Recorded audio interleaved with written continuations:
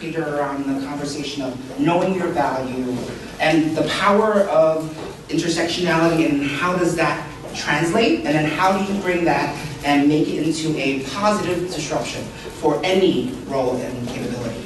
So the reason why I asked you to do that is because, as you notice, certain people might be a little bit different than yourself. And depending on where you stood, where different experiences might have driven that. So when I ask the question, usually when it comes to a candidate, what do you bring to the organization? And that's usually one of those top questions that people usually pause or have an issue to derive at the end of the day. So I'm going to ask you this question right now. What makes you different? What makes you valuable compared to anyone around you in this room, let alone your competition outside of this room? So how does that matter? Well, the reality is you're competing in a very, very big world. We're talking about talent, especially from Gilead's perspective, talent across the globe. We're in over 30 different countries. Now, previous to Gilead, I was at Cargill, which is an organization with 70 different countries that they influence. But at the end of the day, we're always looking for top talent, wherever they come from. So with that, I asked that, do you know what your value is? And how do you figure that out? And the funny thing is, one of the exercises I learned a long time ago, which was very simple, having two sets of paper, side by side, one for hard skills, one for soft skills. What is your strengths? What are your weaknesses? In a hard skill perspective. So basically, what do you know from what you have experienced in hard skills and what you haven't learned that you need to learn? And from a soft skills perspective, same situation. What are you strong at and what are you weak at? That is an exercise that I've taken to heart and I teach my mentees quite often. Do you know your strengths and weaknesses? Now, I'm not saying that you only focus on one area. It is important to be holistic when it comes to any of your approach. So knowing both is vital. Now, being able to articulate that is a whole nother thing. So that's why I always say, if you haven't done that exercise before, I highly recommend doing it. And it's always good to actually review it every so often, because it keeps in mind what you've done, what you know, and then how do you continue to grow. Because you should always keep your strengths near, but always know what you need to grow in. Now, that is knowing your value. Now, one of the biggest things when it comes to people who are looking for a new career, looking for the purpose in life when it comes to work and otherwise, how many of you, raise of hands, already know what type of a job you want to have? Raise it high so I can see. Okay. How many of you has a good direction of where you want to head for your career? Just a good direction. Okay. So with that, I'm going to ask you right now, how many of you, not the ones that already know what they want and what their career path is, the ones who are questioning, how many of you have done research on the career that you're wanting to go into? The ones who kind of have an idea. And then when I say research, I mean you've gone out and checked how much is your pay salary is going to be. How many people out there that has your skill set that matches that job? How many of you have done that? Raise your hands.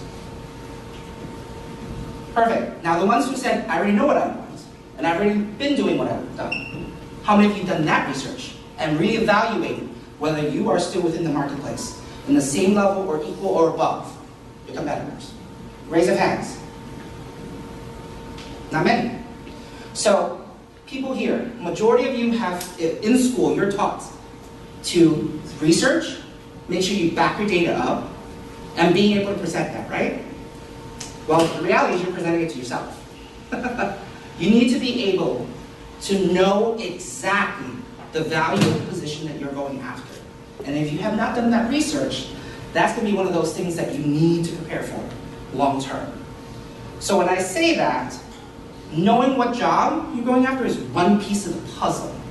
But knowing what everything entails to it is the other part. Because remember, if you're not prepared in that end, you're going to go into an interview not knowing what you're going to be asked or how to answer it. Because at least you can try to prepare the best you can for the best outcome. So I'm going to kind of pause for a quick second, and I'm going to kind of go through this audience a little bit in a different manner. So first off, I'm going to ask, How many of you knows 5 things that makes you different from everyone around you?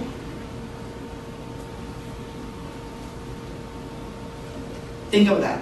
What would make you very unique that's going to be different? Doesn't matter if it's personality, doesn't matter if it's a skill set, doesn't matter what it may be. Do you think you have 5 unique traits or capabilities that makes you different than anyone else? Or at least an assumption, because maybe you might have someone who's common to you. But do you have 5 things right now? Raise your hands if you do. Perfect. That would be more or less your differing proposition when it comes to being unique. When organizations talk about bringing your authenticity to work, it's about bringing your whole self as well as your differences to work. So one thing I tell all my new candidates as they come into the organization, if we select you, I don't want you forgetting who you are and assimilating to our organization. I need you to keep what makes you different and why I selected you to the organization, because that's what value you're supposed to bring. So that's something I always ask people to remember. What is the differing proposition that makes you unique? And if you haven't identified that, that exercise I mentioned earlier can help you narrow that down a little bit. Now, with that, I'm going to give it an opportunity for someone to ask a question. Does anyone think that I have a question related to that first? Anyone? Yes, if I need you in. Yes. Do you think the hiring manager would consider the same way as you do, that they value the differentiation, the uniqueness of every candidate? Perfect. So, yes, if you do it effectively.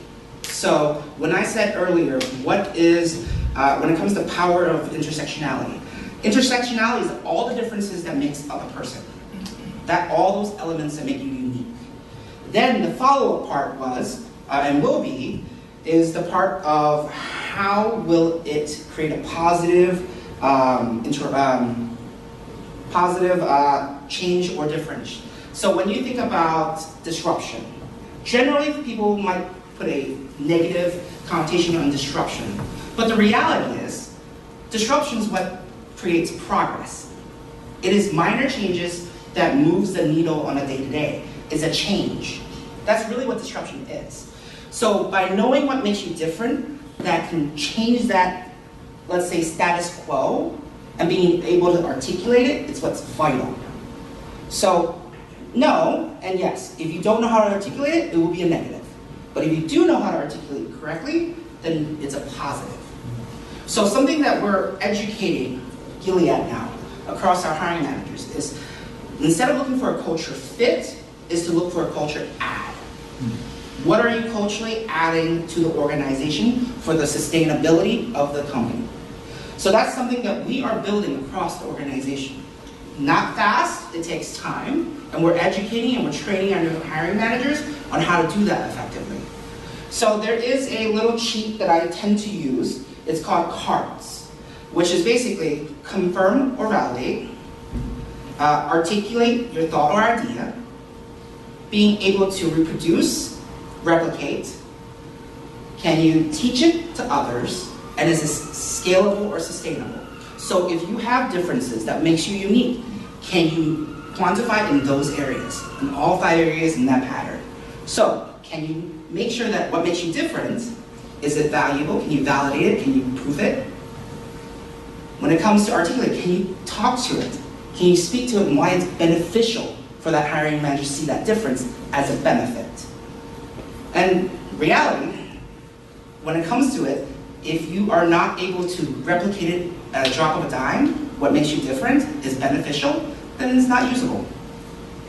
And then when it comes to being able to, in general, teach it out, is it something that is valuable that potentially you can help others find that same value and actually teach it out and help them grow it? And at the end of the day, either is sustainable or it's something you can scale. So when it comes to that, what is it? One of the terms that I tend to use is pay it forward. If you're successful and you found success in a way that's your own methodology, what works for you, it might potentially help others. So make sure you're going out and teaching it to others. That is that paying it forward piece. Is it scalable? Now, that can also be applied to work, education, life. I'll tell you that right now, I follow that model quite a bit on a day-to-day. Because whatever ideas comes into my head, and if I can't make it work in those 5 areas, I tend to put it in the sidebar and figure it out later. Because if I can't do those things, most likely it's not sustainable. So that's one of the first parts. Now, when I said earlier, intersectionality, what makes you different? So what makes you different is what is going to make you stick out when it comes to an interview. Having preparation, great. Being able to speak and articulate what you're thinking of, or how you're going to perform, or how you're going to be in that job, and why they should select you, is great. But having to do it consistently and polished is vital. I climbed that corporate ladder knowing exactly my purpose, my value, being able to articulate to anyone what my ideas were, and finding a way to execute it. Now, with that, that is something I've tested in multiple organizations and opportunities that I can find. Now, whether that was part of my professional life, my nonprofit life, whether that was my personal life, it was always a matter of being able to prove it and replicate it, and making that 5 steps, whether it's sustainable. Because if it's not, you can never use it long term. So whether that's my I&D effort that I've done, whether it is driving business in specific areas, whether it is helping senior leaders and advising them to think differently, you have to have a method to the madness, as I like to say. Because if you don't, it'll make you lost. It'll make it sound like you're lost when you meet anyone. And that includes a recruiter, that includes the hiring manager. And trust me when I say recruiters will drill, because there is tons of different talent out there. And for them, they have less than 30 seconds to review your resume, and within less than 30 minutes, if preferably under 15 on a phone call, to screen a candidate out to make sure that they get to the top talent. They're going to do everything to figure out whether that value that you're going to bring is real. So that's why if you can validate those areas and be able to articulate on a consistent basis, will put you ahead of the curve. Because most people aren't told this part of the work. And again, this is something you have to prepare for. Again, one of the options and exercises was that 2-sheet method. Hard skills, soft skills, strengths and weaknesses in both. Narrow it down, create your elevator speech. If you have not done that, this is one of those hints. Secondly, do your research. If you're interested in a job, you better know it in and out. How much it's going to pay, where it's going to be, how it impacts your life. As you heard earlier, work-life balance. If you find out and you've done the research that that job is going to eat up 80 hours a week, how are you going to grow? How are you going to develop, especially for an entry-level position? Or if not, entry mid-level. When you're trying to break through that glass ceiling, you have to make sure you leave space for growth. Because if you don't, no one else will do it for you. It is your responsibility to do so. So with that, I know we have a panel coming up, so I'm going to leave 2 minutes for questions. Anyone? So you said that do your research, and what are the best ways to do research? So what are the best ways to do research? Definitely, we're in an age of digital. Have you checked Glassdoor? Have you checked LinkedIn? Have you looked up other profiles that's similar to the role? For example, if I'm competing against other chief diversity officers or head of D&I, I'm going to look up every one of them as much as I can and figure out what they've done, see if I found media, see if I found the profile, see what is out there that's been produced, and understand the scope of the work. 2, ask someone. People love to talk about themselves. Whether you realize it or not, people love to welcome up and treat them out to a coffee. Get to know them. A lot of times these people will, if they have time and make time, generally they like to pay it forward.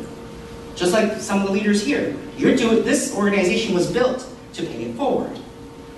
Ask someone to go have coffee. ask them what their experiences are. And that's how you, one, build the network, two, get the intel you need to actually develop your conversation.